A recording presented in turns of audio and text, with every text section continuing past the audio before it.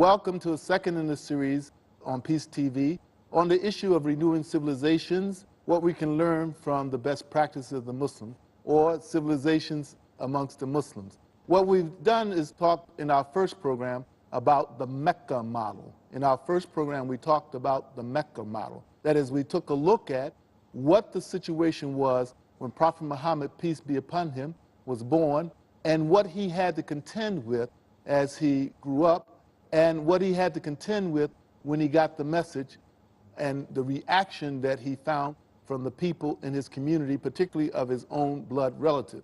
And so in looking at that, we talked about three things. We talked about feel, right? We talked about the whole issue of the elephants. We talked about the foundation of Islam, that is the context in which Islam came, and we talked about the concept of forbearance.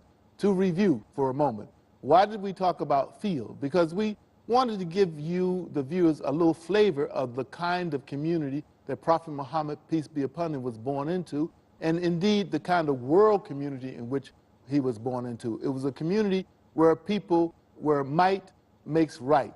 That is, in the case of feel, we found out that the king of Abyssinia had sent Abraha, who was his governor, to destroy the Kaaba because he felt insulted by what one Arab had done in the church that Abraha had built in Yemen in order as a tribute to him because he had a disagreement with the king. This is the situation that Prophet Muhammad, peace and blessings be upon him, came into, where might makes right. As a result of this situation, the short version of this story here, the result of this situation, Abraha was ordered by the king of Abyssinia to destroy the Kaaba. And what they did is that they got what people would do in this day and age, what they would call the weapons of mass destruction of that particular time. The weapons of mass destruction of that particular time were elephant. And some number is not clear. If you read Ibn Kathir, his source has been Ibn Ishaq, one of the first biographers of Prophet Muhammad, peace and blessings be upon him. We don't know exactly how many elephants. Some say 6, some say 8. But there was general agreement that there was a very large one, the biggest weapon of mass destruction. His name was Mahmud, and that he struck terror into the hearts of the people that saw him because he was so big and that he caused so much destruction just by his sheer size alone. And so we tell the story of feel because we see this is a story of might makes right. And indeed, when they marched from Yemen to Mecca, they destroyed everything in their path. Indeed, when they marched from Yemen to Mecca, towards Mecca, they destroyed everything in their path until they got to Mecca. And as we know, Abdul Muttalib, the grandfather of Prophet Muhammad, peace and blessings be upon him, the famous story that's related to us, he had talked to Abraha about saving his camels and told Abraha that Allah would save his own house. And in fact, we know this is what happened, that by stopping Mahmud, the biggest elephant, that is, the biggest elephant, Mahmud was willing to move in every direction except in the direction of the Kaaba, and also stones of baked clay rained down upon the armory of Abraha and caused them the flesh to drop off their bones and ultimate death, including Abraha, who didn't die right away. It's reported that he died a very, very painful death. So what that told us is that this was a situation where people saw might as making right. This is the situation that Prophet Muhammad, peace and blessings, came into. And this was a situation wherein Allah's name was known and Allah protected his house. Then we looked at the foundations upon which Prophet Muhammad, peace and blessings be upon him. In other words, the cultural context into which Islam came. And what is that cultural context? The first was polytheism. They had not maintained the worship of one God. That's what the Kaaba was built for, according to our Muslim sources, was the worship of one God. By this time, by the time of the birth of Prophet Muhammad, peace and blessings be upon him, there were only over 300 idols enshrined in the Kaaba.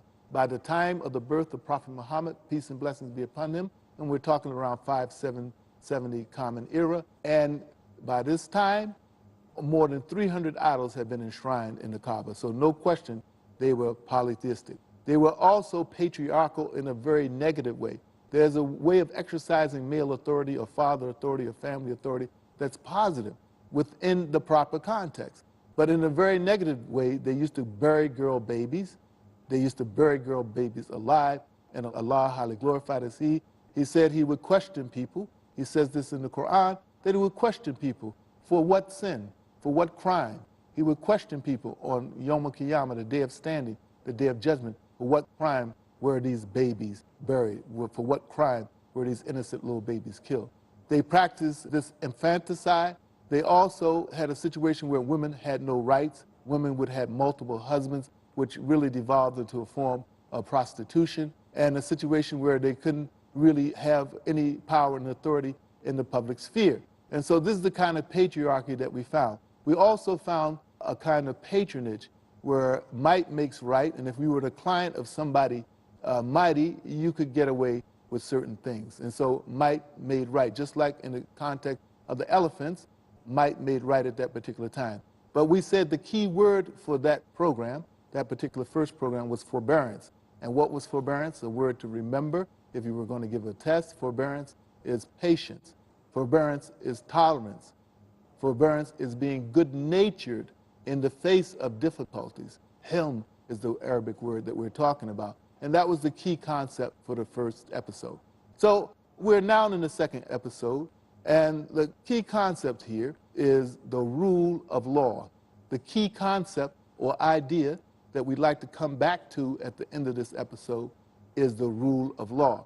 And what we're going to look at right now is the model that we see in Medina. We looked at the model, and that is, we looked at the model of Mecca, that is, we looked at the situation that Prophet Muhammad, peace be upon him, was born into. We looked at the situation that where he came into prophethood. We looked at the situation of how he treated up until the time that he left. We made the point that the message that he brought was resisted by the Quraysh, right? He was ridiculed for the message that he brought, and people were so enraged at him that they attempted to kill him, and this led to his making hijrah to Yathrib, which became Mecca, the city of the Prophet, peace and blessings be upon him. And so we're looking at the situation. I know we're covering a lot of territory, but I would recommend for those of you who are not familiar with it, to find a good book of seerah, a good book of biography of the Prophet Muhammad, peace and blessings be upon him. But if you're interested in understanding this particular aspect of his career, I would recommend a very, very short book by a brother named Al-Umari, A-L-U-M-A-R-I, last name A-L-U-M-A-R-I. I recommend the book, and the book's name is The Medinian Society at the Time of the Prophet, peace and blessings be upon him. Medinian Society at the Time of the Prophet, peace and blessings be upon him.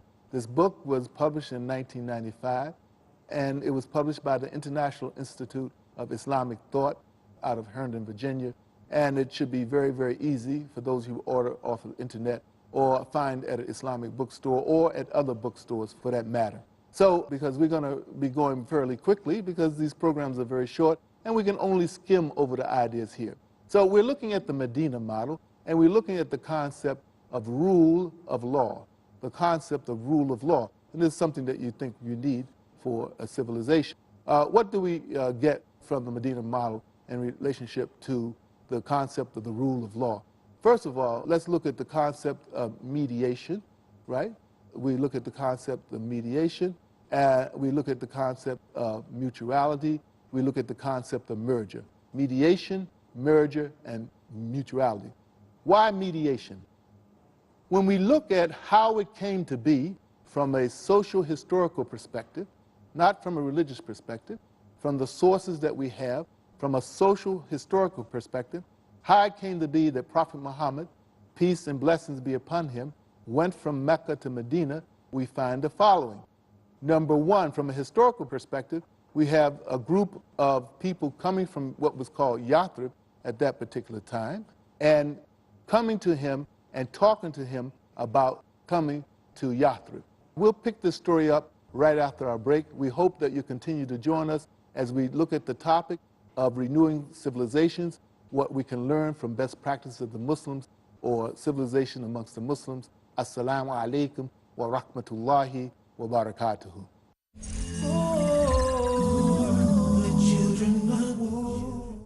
Peace TV presents over 100 million viewers at one of the largest peace conferences in the world, addressing a sea of spellbound spectators. Over 30 world-renowned orators on Islam, with credentials impeccable. The truth of Islam. Deen is your way of life. It is our duty, our obligation. By following the Quran and Sunnah, we will give the message to one and all. With articulation exquisite. Read the book of Allah. Islam is the easy way. It's the simple way. Remind each other. The Muslim is not a source of harm for other people. Collaborate with the people for good. This is the call of Islam. With the mission of spreading the truth of Islam. Do what you can to spread the word of Islam. Wherever we are. Live like Muslims. Use your power. Allah is saying, why do you need anything else? This Quran is self-sufficient. The only book on the face of the globe, the Quran. How a human being should lead his life is given in this instruction manual, the glorious Quran. For peace to prevail on earth in Peacemakers. Tonight at 10:30 p.m. and repeat telecast at 1 p.m. India on Peace TV.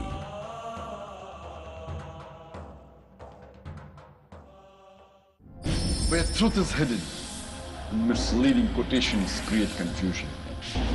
Where truth is hidden, lack of knowledge and wisdom cause upheaval and commotion. Where truth is hidden, manipulated scriptures and twisted facts emerge. This very hidden truth creates false propaganda, mayhem, chaos, disorder, and turmoil in our lives and the world order. But is there anyone with courage and wisdom? What is the truth, and who has the courage to expose it?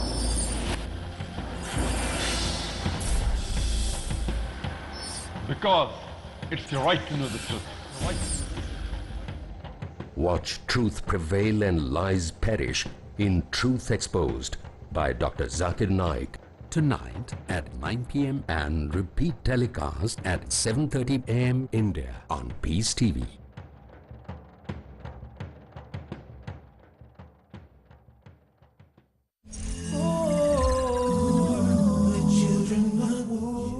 Assalamu alaikum wa rahmatullahi wa barakatuhu.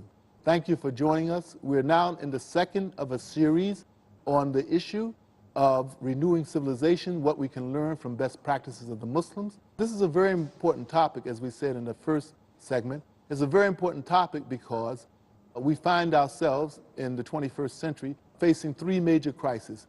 One is economic crisis, second is an environmental crisis, and the third is an ethical crisis. And we're hoping that this kind of discussion, this discussion of renewing civilizations, what we can learn from best practices of the Muslims, will help all of us, whether Muslim or non-Muslim, deal with these three crises: the economic crisis, the environmental crisis, and the ethical crisis that we face in the world today. As we pointed out in the first part of this show, in the first segment of this series, we talked about the Mecca model. We talked about the situation into which Prophet Muhammad, peace and blessings be upon him, was born. We talked about the situation that he took prophethood in when he was about 40 years old, the society in which he was in. And we talked about the resistance that he met to the message that he brought. We talked about the ridicule that people heaped upon him. They called him Majnoon, they called him crazy. They called him a poet, which was a way of devaluing his message, that he somehow made it up in order to entertain the people or to influence the people. And they would do things like sweep brambles in his way, put animal entrails on his back when he's making prostration in order to pray. So they ridiculed him, and they were so enraged at him that he would go against the religion of their forefathers. But from a social-cultural perspective, one would guess that the major reason that they were enraged at him is that him insisting, as Abraham, his role model, as he was told through the Quran, Abraham, his role model, insisted before him that his people return to the worship of one God. This enraged the people because by returning to the worship of one God, many of them thought they would lose the advantage that they had by being custodians of the sacred house, by being custodians of the Kaaba. And so they resisted him, they ridiculed him, and their rage, and they even boycotted the people of his Bani Hashim, the people of his tribe. They even boycotted him at this particular time. And so it's very important to understand that this was not a comfortable situation for him, but indeed he was going to say, La ilaha illallah, no matter what. There's no God but God. So where we picked up the story before our break, where we dropped the story before our break rather, is that delegation came from Yathrib. Yathrib was a very, very different place from Mecca. Mecca was a commercial area, and Yathrib was an agricultural area. These are two very different ways of being. In the United States of America, it's like the difference between New York City and being in a city in Iowa, a small city in Ames, Iowa. So these are two different cultural contexts, two different ways of being. So anyway, people came from Yathrib. This is a place where Arabs and Jews lived together. We understand from the history that the Jews probably had settled there before at this particular oasis in Yathrib. And we find a situation where there was internal strife all of the time. There was always bickering and fighting between these groups who lived in Yathrib all of the time. And so the people, some of the people of Yathrib, having heard of Prophet Muhammad, peace and blessings be upon him, they had come to make pilgrimage, not the pilgrimage we're familiar with, but the pilgrimage of the polytheistic time of Jahiliyyah, the pilgrimage of ignorance. They'd come to this time during the pilgrimage time, and they met with Prophet Muhammad, peace and blessings be upon him, and they made the first pledge of Aqaba, the pledge to follow his way, the way of Prophet Muhammad, peace and blessings be upon him, and they pledged to return the second year and talk to him about a possible offer to migrate to Yathrib. Now, let's understand the context. This is about 620 Common Era. And the year before, 619, thereabouts, the year of woe, Prophet Muhammad, peace and blessings be upon him, had suffered two major setbacks. He'd suffered two major setbacks. One, the death of Abu Talib, his uncle. Even though his uncle never took Shahada, he protected him. He protected him. Remember, we talked about patronage before. Nobody could move against him, even though they were enraged at the message that he brought. Abu Talib had protected him until his death.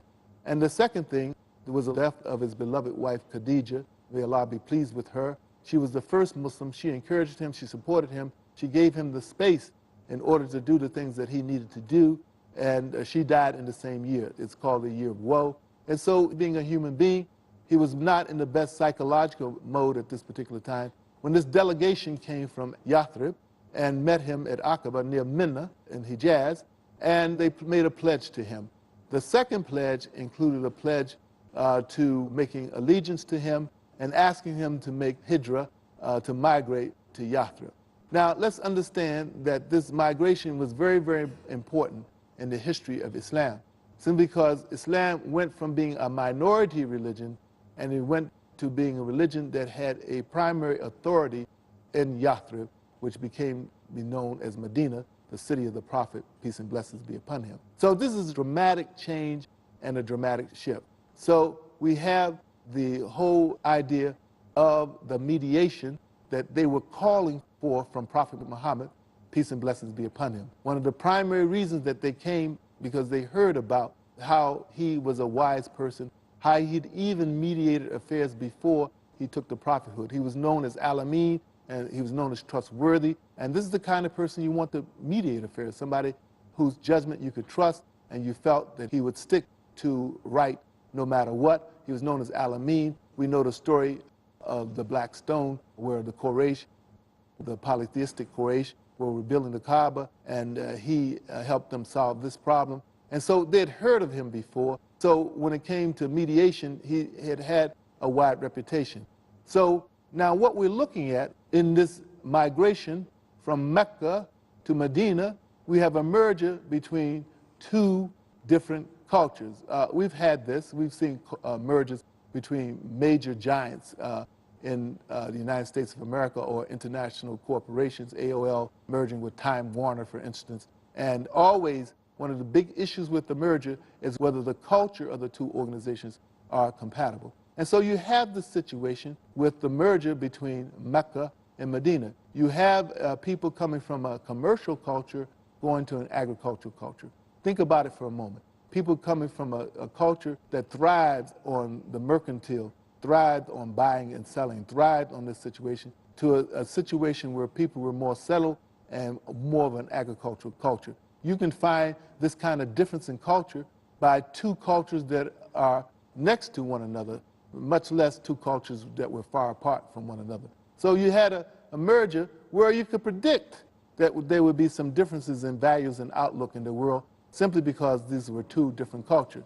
In addition, you had two groups of people, the people who made Hijra, the Muhajirin, and the people who were called the Ansars, the helpers of Prophet Muhammad, peace and blessings be upon him, both of which, given their status with the Prophet, might feel that they were a special or chosen people. The people who made Hijra, because they left, they gave up everything, and many of them knew the Prophet Muhammad, peace be upon him, throughout his life, and they knew him when he got his revelation, and they joined him earlier on. And they might have thought of themselves as being very, very special for that reason.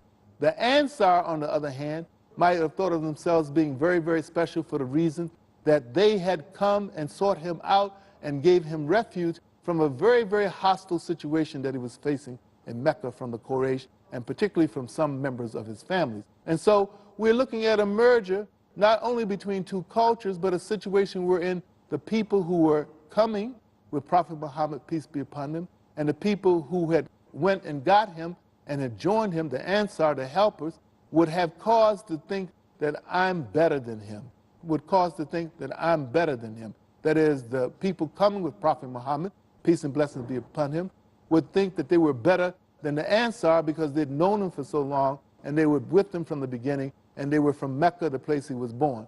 And the Ansar might think they were better off, and they certainly were economically better off, because when many of the people made Hijra from Mecca to Medina, they were forced to leave their properties, sometimes leave their families behind. And so economically and sometimes socially, culturally, they in fact were better off. But they felt they were better off because they knew the Prophet. They had been with him from the beginning. Some of them had been with him from early on, and they knew him growing up and the like, and they thought they were better. This is a recipe for disaster. Two different kinds of social economic cultures, two groups of people who felt that they had a special place. And this is part of the genius of Prophet Muhammad, peace and blessings be upon him, that he executed this merger in an excellent way. One of the major things that he did was he devised this way of brotherhood, mu'akada, this brotherhood that was so close that he had Ansar and Muhajirin pair with one another, that is, people from Mecca and people from Medina originally, to pair with one another as close as brothers, and that they would be looking out for one another. And this effected the merger in a very, very positive way without the obvious infighting, that you expect from people coming from a different culture and people who had a different special relationship with Prophet Muhammad, peace and blessings be upon him. Brilliant move and strategy by creating this relationship that was close as brotherhood between the two people. And we know many, many stories that we can't go into right now. Again, if you look at the book Al-Umari, the Medinian society in the time of the Prophet, peace and blessings be upon him, a very short book, this will give you the details of this situation, how the rich and poor work together, how the Meccans and the Medinas work together under the leadership of this brilliant merger leader, under the leadership of this brilliant merger leaders. Now, the third and final point for this particular episode is the issue of mutuality. And this brings us to something called the Charter of Medina, the Charter of Medina. In the Charter of Medina, which was approved by Allah, right, Prophet Muhammad, peace and blessings be upon him, this is the charter that was written down that was to govern the relationships between the Arabs of Medina and the governing relationship between the Arabs and the Jews of Medina, governing relationships between the Muslims, governing relationships between the Muslims and non-Muslims. This was a brilliant, brilliant move. Aside from the move of creating the brotherhood, writing down this charter was a brilliant, brilliant move because it outlined the authority, the relationship, and the responsibilities that people had between one another. And what it did, it established the rule of law in Yathrib, which would be called Mecca at this particular time. This is a very, very important point. You cannot have civilization unless you have forbearance. You can't have civilization unless you have rule of law. What do I mean by rule of law? Rule of law is the idea that no matter who you are, no matter what your status is in the community, there's certain principles and ideas and values that you must adhere to. We'll take up this issue as we continue our discussion about renewing civilizations, what we can learn from the best practices of the Muslims. In the third segment, we hope that you'll watch the next segment. Until then, Assalamu alaikum wa rahmatullahi wa barakatuhu. People of the world.